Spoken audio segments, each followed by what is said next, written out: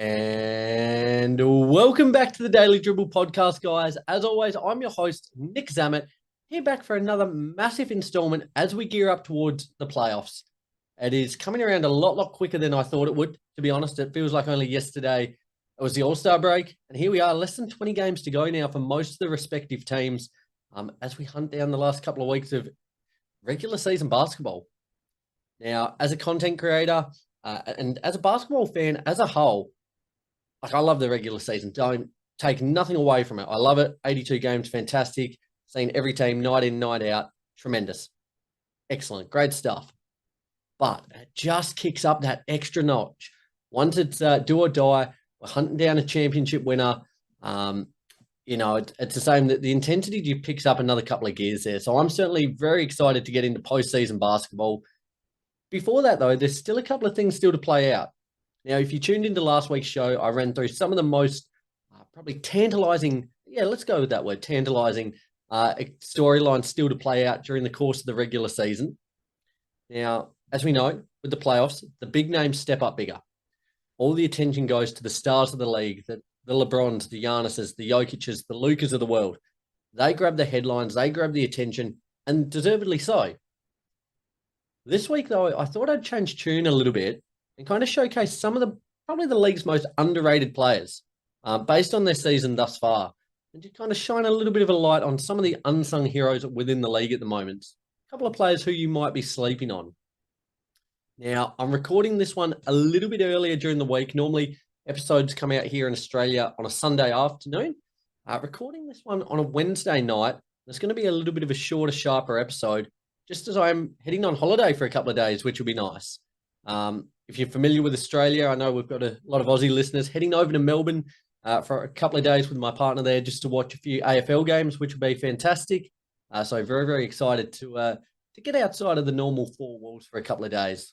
Hence so, the show must go on. So recording it a little bit earlier will still go up on the regular time slot there. I'll just preset that one. So it'll all be taken care of there. But as I said, it will be a slightly quicker episode just as I still need to pack. My flight's first thing in the morning. Have not done one iota of packing yet. So I'm a firm believer in the expression, and it's one I haven't used in a little while on the show, but diamonds are made under pressure. So I'm hoping I'll be a diamond by this time tomorrow. Before we get into it, though, guys, a big shout out to both Stadium Scene and The Cover, both doing tremendous things, both sporting networks doing tremendous things for not only me, but a whole host of other sporting content creators in and around Australia, New Zealand, and the US there. So very, very appreciative of their continued hard work and support of me here and all the work that I'm doing. So, and once again, as always, a big shout out to you guys for as well, supporting me as well. Across all the socials, Instagram, Facebook, YouTube, Twitter, and TikTok. Had a lot of, even just in the couple of days since the last episode release, a lot of exciting conversations with you guys regarding the storylines you're most excited for over the next couple of weeks. So I certainly appreciate you guys getting in touch and love talking ball day or night. It's awesome. So keep it coming. Okay, as I said, let's get into it. I've got 4 players here who are somewhat been flying under the radar this season. I'd love to hear what you guys think of them. If you think I'm on the money, players I might have missed out on, please share your thoughts with me. Okay, let's start first and foremost with Tyus Jones. Now, I want to give a shout out to my work colleague, Lachlan McCarthy, a shooter in his own right. But he's a player we've spoken about quite extensively over the last couple of weeks, just how underrated he is. Now, he's averaging 12 points, 3 rebounds, 1 steal, 7.5 assists per game, going at 42% from 3. The last 2 seasons in particular, he has become a point guard that most teams would love to have. He was the 24th pick in the 2015 draft class and spent the majority of the last couple of seasons coming off the bench there in Memphis there. And he's kind of established himself as a periphery 6th man of the year candidate. Kind of in that, 6 to 7, 8 range. Not a front runner by any means, but really settled into a nice role as a 6th man. After joining the Wizards this season, though, he's started every single game and has really become one of the most competent facilitators within the league. Now, he currently ranks 7th across the league in terms of based on assists per game, which is a phenomenal effort in its own right. What I love about him, he does have the ability to play off the bench as well as being a starter. Now, myself as a Lakers fan, I think we might have missed a little bit of a trick here going after Dinwiddie as opposed to, say, someone like Jones. I just love that he makes smart plays. He makes his teammates better. There's nothing flashy. It's just real meat and potatoes kind of stuff.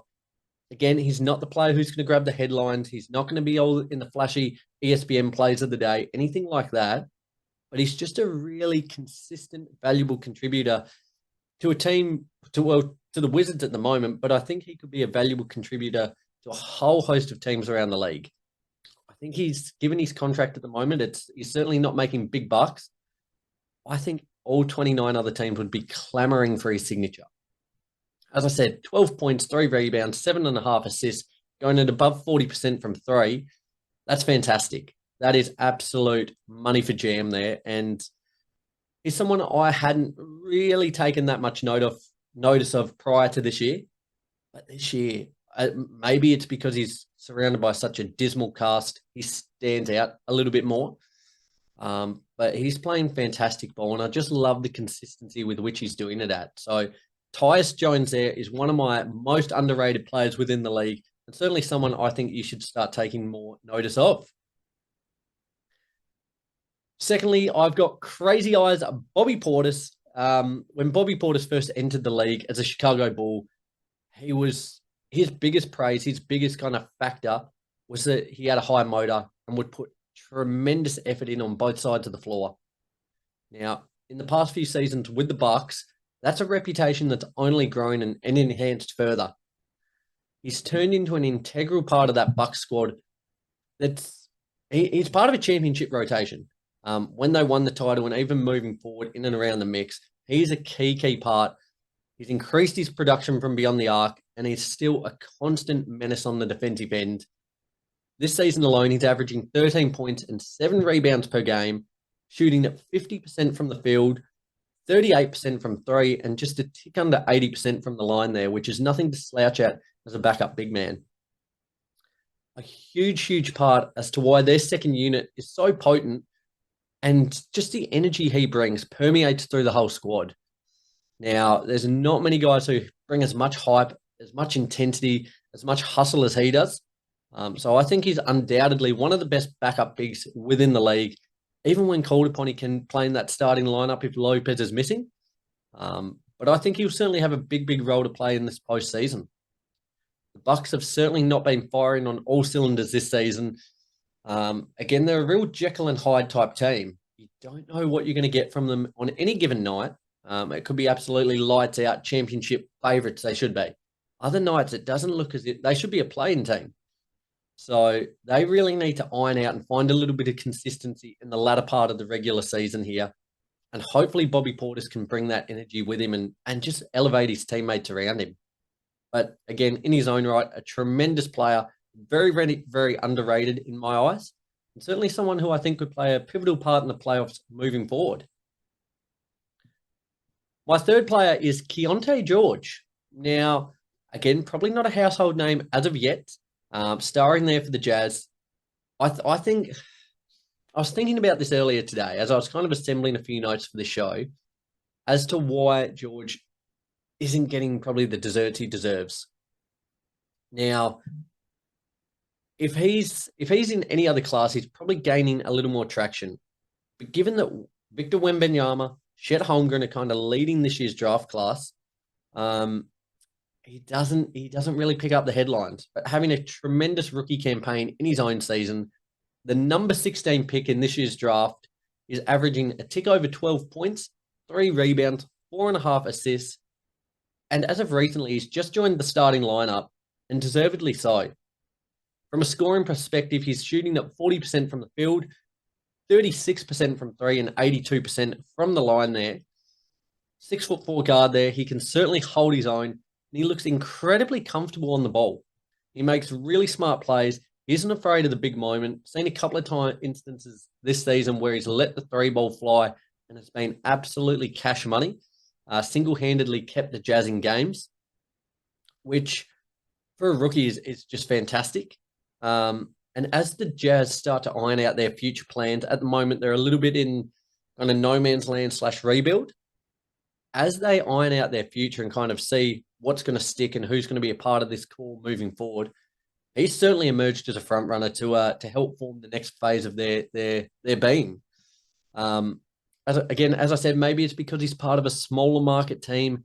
Maybe because the other rookies in this particular class have gained a little more in terms of headlines, as I said, namely Victor Wembanyama, Chet Holmgren, some other names there as well who have been, must-watch TV. He is the one who hasn't grabbed the headlines quite as much.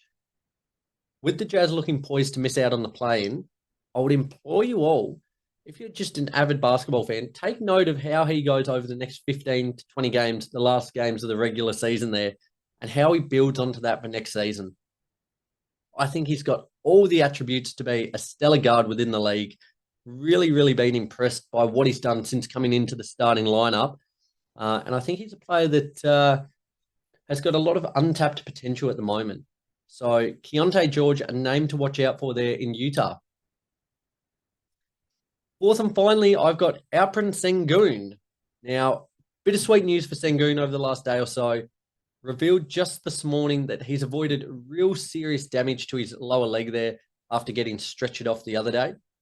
But that being said, it's been revealed that he's had a grade 3 sprained ankle and a bone bruise on his knee that'll keep him sidelined for the remainder of the regular season. Not great news for him, missing the last 15 to 20 games or so. Nevertheless, so really, really thrilled to hear that he avoided serious damage there. But what a season he's had across that 60 games or so. Sengun this season has averaged 21 points, 9.5 rebounds, 5 assists, and it's gone at 53.7% from the field. Now, I just want to make note of something with that. At only 21 years of age, he's become the youngest player in NBA history to average those numbers in a season. And it's the first player to do so in Houston Rockets history. Phenomenal. Absolutely phenomenal. His stats have been tracking upwards year on year so far, which is scary to see how dominant he could be next year and the year after if he continues his current growth trajectory. Nothing to highlight that he doesn't. For me, if I was in the Houston Rockets front office, it would kind of been thought that Jalen Green was the guy to build around. And he's been super, super dynamic, really handled the rock, led their scoring department. But I tell you what, if it was me there in the front office, and I think they're starting to pivot that way, Sengun's the guy you build around. I believe he's a transcendent talent that, for me, his ceiling is really unknown at this point.